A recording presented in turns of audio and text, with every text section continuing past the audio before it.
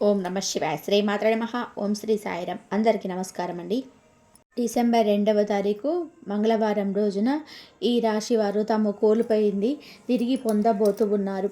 అయితే డిసెంబర్ 2వ తారీఖు మంగళవారం రోజున ఈ రాశివారు తాము కోల్పోయింది ఏది తిరిగి పొందబోతున్నారు. అలానే ఈ రాశి జన్మించిన వ్యక్తులకి ఎటువంటి గోచార ఫలితాలు ఉన్నాయి, శుభ ఫలితాలు ఎలా ఉన్నాయి అనేటువంటి అంశాలను మనం తెలుసుకుందాం. వీడియోను మాత్రం ఎక్కడ కూడా స్కిప్ చేయకుండా చివరి వరకు చూడండి. అప్పుడే మేమేం చెప్తున్నామో మీకు పూర్తిగా అర్థమవుతుంది. ఇక వీడియోలోకి వెళ్తే గనక ఈ రాశి వారికి వీళ్ళకి ఎలాంటి ఫలితాలు ఉన్నాయో తెలుసుకుందాం. సాధారణమైనటువంటి రోజుల్లో వీరికి ఉన్నటువంటి దానికంటే కూడా ఈ సమయంలో ఉండే ప్రతిఫలం చాలా అద్భుతమైనది. ఈ సమయంలో వీరికి అన్నీ కూడా అనుకూలమైనటువంటి శుభప్రదమైనటువంటి ఫలితాలు అయితే ఉంటాయి.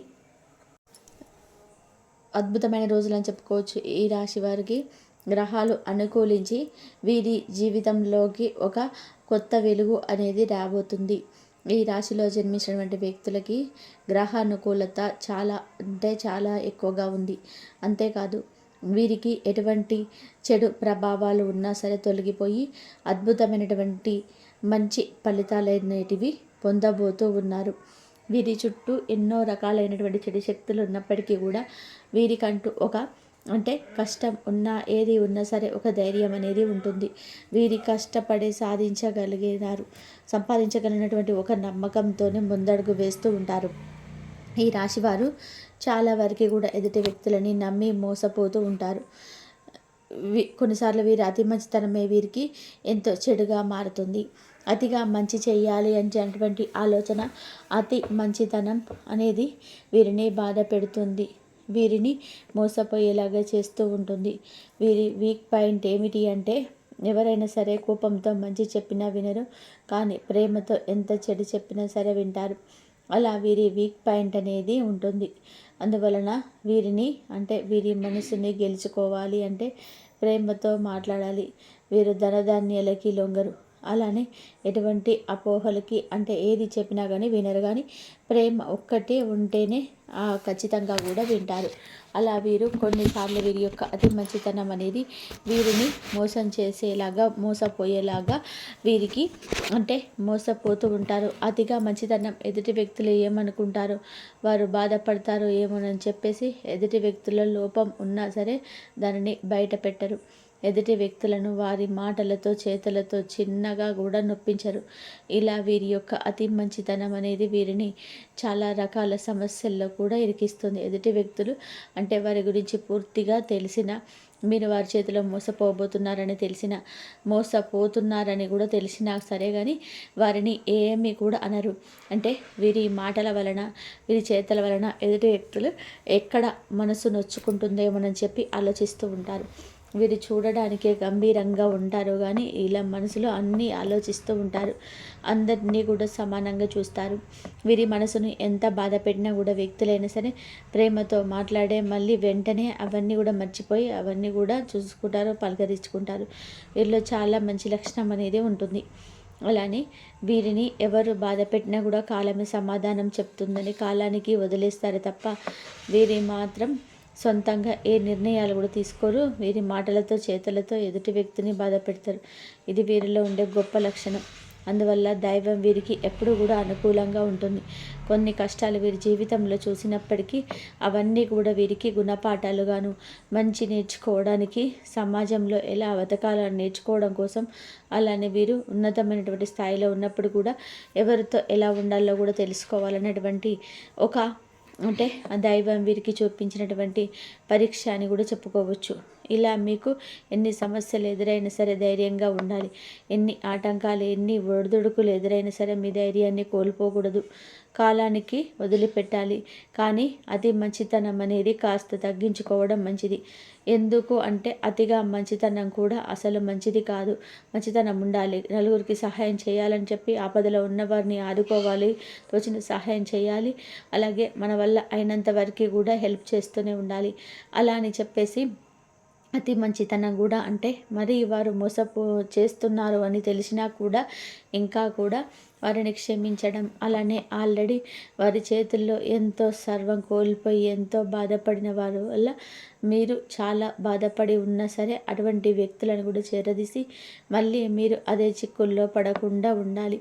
ఇలా మీరు అతి మంచితనానికి వెళ్తే ఖచ్చితంగా మీకు జీవితంలో అంటే మీరు మొదటి స్థాయిలో ఉన్నప్పుడు ఏదైతే సమస్యలు కష్టాలను ఎదుర్కొన్నారో, ఏదైతే మీరు గుండెలు పగిలే బాధను మోసారో ఎదుటి వ్యక్తుల వలన, మీరు మళ్ళీ యాజ్ ఇట్ ఈజ్ అదే పొజిషన్కి రావాల్సి ఉంటుంది. కాబట్టి అటువంటి వ్యక్తులతో జాగ్రత్తగా ఉండాలి.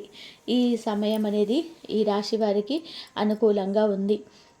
సూర్యభగవానుడు కాబట్టి సూర్యభగవానుడు మీకైతే అనుగ్రహం ఎప్పుడు మీ పైన అన్ని అన్ని సొంత మీకైతే అన్ని అనుకూలంగా ఉంటాయి.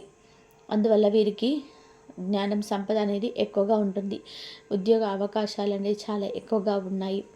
వీటిని తెలివితేటలతోనే మీరు అంటే ఏదైనా సరే చిన్న అవకాశం పెద్ద అవకాశం అనేది కాకుండా వచ్చిన అవకాశాన్ని వదులుకోకుండా దానిని ఖచ్చితంగా కూడా తగినంత కృషి చేసి కష్టపడి ఖచ్చితంగా కూడా పట్టుకోవాలి. అంటే చేజారనివ్వకుండా చూసుకోవాలి. వచ్చిన అవకాశాలని అస్సలు కూడా వదలకూడదు. అంతేకాకుండా బుధుడు కుజుడు తమ స్థానాలను కూడా మారనున్నారు. ఇదే సమయంలో గజకేసరి యోగం కూడా పట్టే యోగం అయితే ఉంది. ఈ రాశి వారికి ఆర్థిక పరంగా అద్భుత ప్రయోజనాలు కలగనున్నాయి. కెరియర్ పరంగా మంచి పురోగతి అయితే లభిస్తుంది. అంతేకాదు ఈ యొక్క రాశి వారికి కొన్ని సందర్భాలలో కూడా ద్వాదశ రాశులలో ఒకటైనటువంటి ఈ రాశి వారికి మాత్రం చాలా సానుకూలమైనటువంటి ఫలితాలు రానున్నాయి. ఈ మేరకు ప్రతికూలమైన ఫలితాల నుండి వీరు విముక్తి పొందబోతున్నారు. అలానే వీరికి ప్రేమ జీవితంలో చాలా సంతోషం ఉండబోతుంది.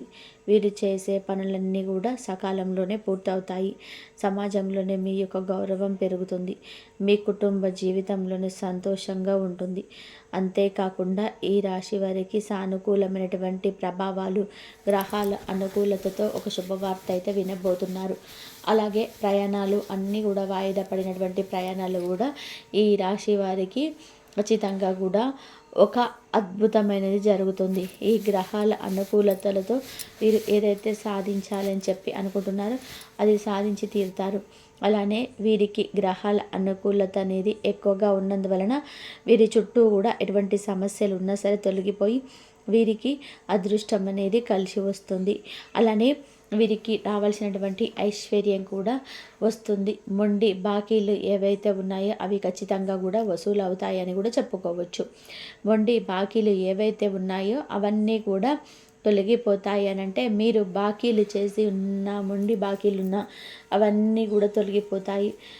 ఒకవేళ అప్పులు చేసిన ఆ అప్పులు కూడా తీరిపోతాయని కూడా చెప్పుకోవచ్చు. ఇలా వీరికి అదృష్టం అనేది ఖచ్చితంగా కూడా కలిసి వస్తుంది. మీరు కోల్పోయినటువంటి కొన్ని వస్తువులు కావచ్చు, లేదా కోల్పోయినవి కొన్ని ఏవైనా సరే అంటే తిరిగి పొందే అవకాశం అయితే కనిపిస్తుంది. మీరు కోల్పోయినటువంటి వస్తువులే కావచ్చు, ఏదైనా పెట్టి మర్చిపోయి ఉన్నవి కావచ్చు, అటువంటివి మీరు తిరిగి పొందే అవకాశం అయితే కనిపిస్తూ ఉంది. ఈ రాశిలో జన్మించినటువంటి వ్యక్తులకి ఆర్థిక లాభాలు అనేటివి అధికంగా ఉన్నందువలన మీరు ఏ పని చేసినా సరే లాభం ఉంటుంది. కానీ దానికి తగ్గ కష్టం అనేది తప్పనిసరిగా ఉండాలి. కష్టానికి తగ్గ ప్రతిఫలం అనేది తప్పకుండా ఉంటుంది. ఇక అలాగే మీ కష్టాలన్నీ కూడా తీరిపోతాయి, ఖచ్చితంగా ఉన్నాయి మీకు. ఇంకా ఇలాంటి పెద్ద కష్టాలు ఉన్న మన పూర్తిగా మార్చేస్తాయి. ఇది ఒక్కటే మనము నెగిటివ్గా చెప్పుకోవడానికి చాలా బాగుంటుంది, కానీ మనం చూడడానికి మాత్రం చాలా ఇబ్బందిగా ఉంటుంది. మానసిక బలం పెరుగుతుంది. ఎప్పుడు ఆలోచన అనే స్థాయిలో ధైర్యం వస్తుంది. మనుషులు గుర్తించే శక్తి మీకు వస్తుంది. నిజంగా ఎవరు మన వాళ్ళు ఎవరు మన వాళ్ళు కాదు నిస్పష్టమైనది మనకు తెలుస్తుంది. కొత్త ఆరంభాలకు దారితీస్తుంది. కొన్ని కష్టాలు మనుషులలో కొత్త దారిలోకి వెళ్తాయి. అదే మనకి మంచిది అనిపించేలాగా అనిపిస్తుంది అన్నమాట. చెప్పేది ఏంటంటే మీ యొక్క జీవితంలో అనేకమైనటువంటి మార్పులు అనేక ఇబ్బందులు మీకు ఉన్నా సరే కానీ ఈ రోజున మీరు ఈ రాశి వారికి భగవంతుడు ఇచ్చేటువంటి ఒక భవిష్యత్తు అంటే ఏంటంటే ఈ 3 వారాల్లో మీరు కోల్పోయిన గౌరవం తిరిగి మీకు వస్తుంది. ఏడాది నుంచి ఇబ్బంది పడినటువంటి ఒక వ్యక్తి పూర్తిగా జీవితం నుంచి దూరం అవుతాడు. ఆర్థికంగా కూడా నిలకడ మొదలవుతుంది. ఈ పని మీద మీకు అడ్డంకులు తొలగిపోతాయి. ఇంట్లో మిమ్మల్ని అర్థం చేసుకునే వాళ్ళు పెరుగుతారు. కాబట్టి మీరు ఈ రాశి అంటేనే మీ బలహీనతలు వచ్చినా సరే ఆగదు, కష్టాలు వచ్చినా సరే తిరిగి లేచి నిలబడతారు.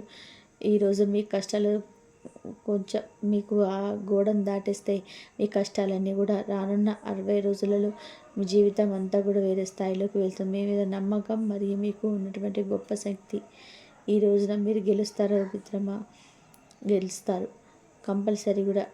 ఇలాంటి సమయంలో జీవితంలో ఎదుర్కొనే ప్రతి కష్టానికి కూడా ఒక ఉద్దేశంగా నిలబెట్టుకోవాలి.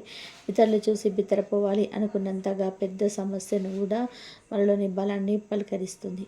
కాబట్టి మీకు ఈ రోజున ఎనలేని కష్టాలు, ఎనలేని బాధలు, ఇబ్బందుల, సమస్యలు ప్రతి ఒక్కరికి కూడా ఉంటాయి. కానీ ఆ కష్టాల నుంచి బయటపడేవారు ఈ రాశి వారుగా కనిపిస్తున్నారు. కోలుకోలేని కష్టాలున్న ఈ రోజున ఆ కష్టాలను చూసి మీరు బాధపడిన ఈరోజు ఆ కష్టాల నుంచి బయటపడే అవకాశం అయితే మీకు వస్తుంది. ఇలాంటి సమయంలోనే మీరు కనుక కుదిరితే ఈ చిన్న పరిహారం చేసుకోవడం వల్ల కూడా ఉన్న సమస్యలన్నీ కూడా పూర్తిగా తొలగిపోతే కష్టాలు ఆపేటువంటి పరిహారం. ఇంటి ముందు అంటే ఉదయం పూట ఇంటి ముందు ఉప్పు నీళ్ళు చల్లి శుద్ధి చేసుకోండి. నీకు దగ్గరలో ఉండే పాత బట్టలు, పాత వస్తువులు ఉన్నాయి, ఎవరికైనా దానం చేసేయండి. ప్రతిరోజు కూడా ఓం నమ శివాయ అనే మంత్రాన్ని 21 సార్లు చెప్పుకోండి.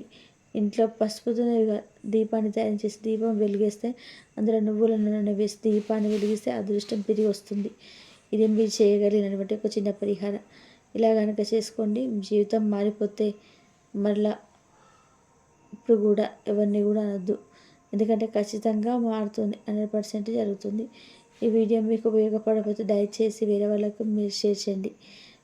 దయచేసి మా ఛానల్ని సబ్స్క్రైబ్ చేసుకోండి. ఊరికే చెప్పు ప్రతి విషయం కూడా మీకు మంచి జరగాలనే కోరుకుంటూ ఈ వీడియోని ఇంతవరకు ముగిస్తున్నానండి. కాబట్టి ఈ వీడియో కనుక మీకు నచ్చినట్లయితే ప్లీజ్ లైక్ చేయడం మాత్రం అస్సలు మర్చిపోయి షేర్ చేయండి, సబ్స్క్రైబ్ చేయండి. మరొక మంచి వీడియోతో మళ్ళీ కలుద్దాం. ధన్యవాదాలు ఇంతవరకు చూసినందుకు.